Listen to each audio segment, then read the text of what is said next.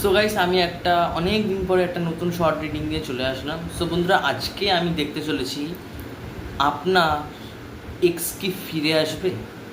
ওকে, আপনার এক্স কি ফিরে আসবে, তো এটাই আজ আমি দেখতে চলেছি। আমি এখানে তিনটে কার্ড সিলেক্ট করে রেখেছি, তিনটা গ্রুপও বলতে পারছি। এই তিনটে গ্রুপের মধ্যে কোনো একটা গ্রুপ আপনি সিলেক্ট করুন, কোনো একটা কার্ড আপনি নিজে মনে মনে অন্তরে সিলেক্ট করুন যে এই গ্রুপে হয়তো আমার অ্যান্সার হতে পারে। ওকে, আপনারা সিলেক্ট করে নিন।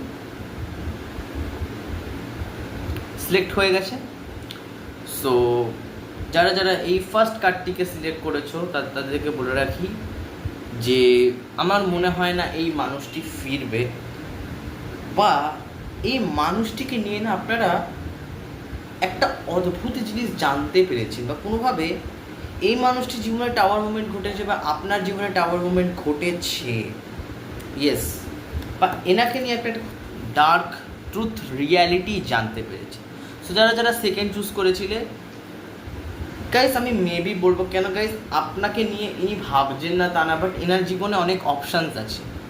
আপনার এক্সের জীবনে অনেক অপশান আছে, সো তাকে নিয়েও সে একটুখানি হলেও টেন্সড, একটু হলেও চিন্তা করছে।